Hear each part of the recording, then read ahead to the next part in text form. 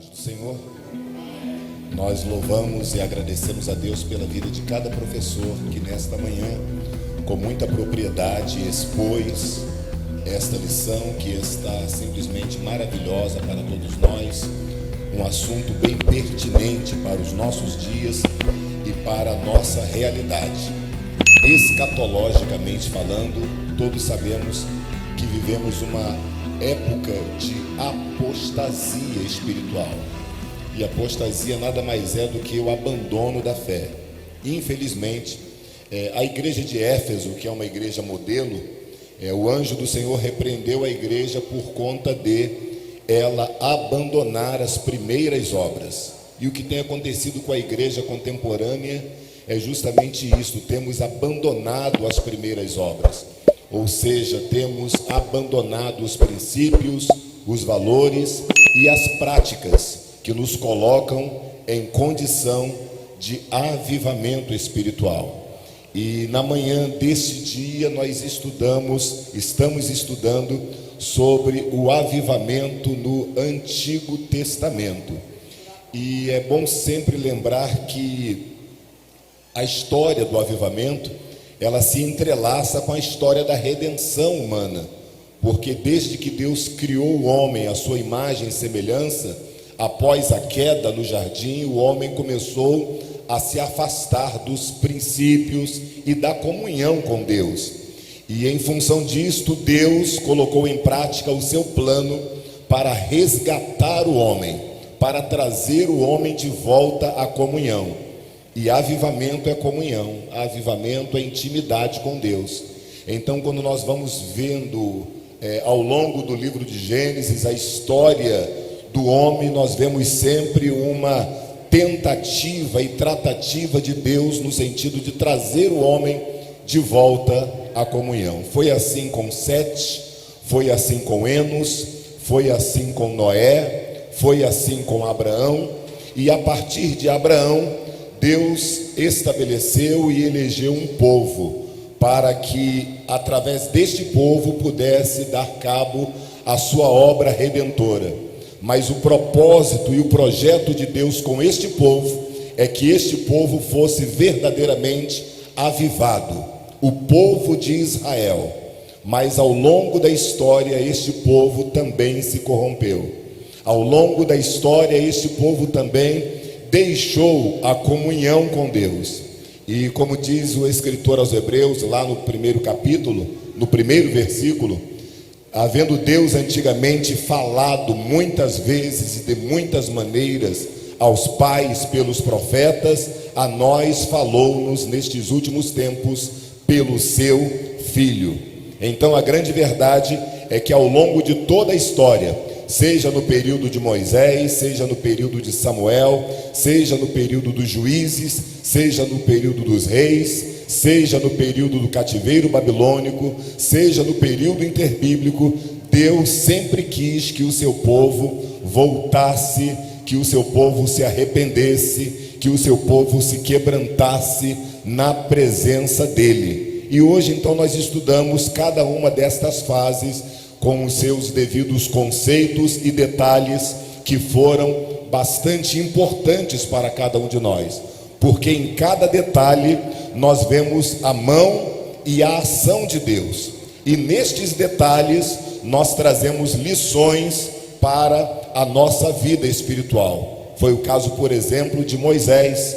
Quando Deus chama Moisés, a impressão que temos é que Moisés vivia uma geração que estava clamando ao Senhor.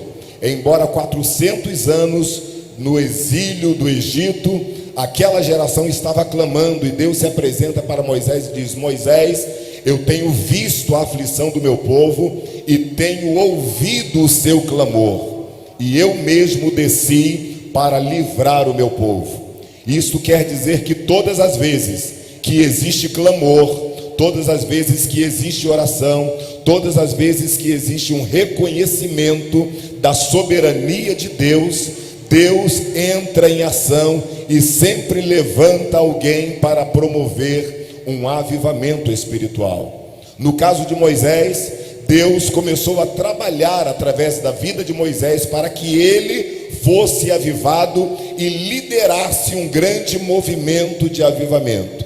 E isso aconteceu através das 10 pragas do Egito. O povo saiu do Egito e entrou pelo deserto, e Deus avivou o seu povo. Moisés, com a sua experiência para com Deus, com a sua comunhão para com Deus, ele trouxe o povo para a palavra do Senhor, porque sem palavra não existe avivamento, sem Bíblia não existe avivamento. Em Provérbios diz que sem profecia o povo se corrompe, ou seja, sem a palavra de Deus, sem a exposição das verdades das sagradas escrituras, o povo se corrompe. Daí urge a nossa responsabilidade como líderes, como professores, estarmos sempre ministrando as verdades da palavra de Deus, porque a palavra, ela confronta contra o pecado.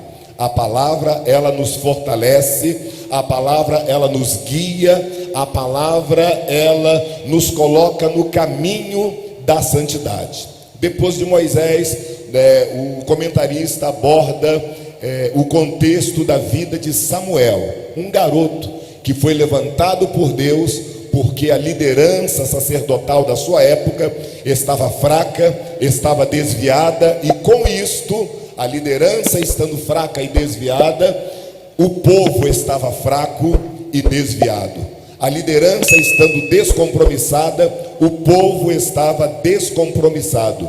Deus então levanta o profeta Samuel como atalaia da verdade. E agora Samuel começa a ministrar a palavra do Senhor nosso Deus. E o interessante é que lá na frente, no primeiro livro de Samuel, nós vemos Deus tratando com o sacerdócio e Deus tratando com o povo. A Bíblia diz que para quem muito é dado, muito é cobrado.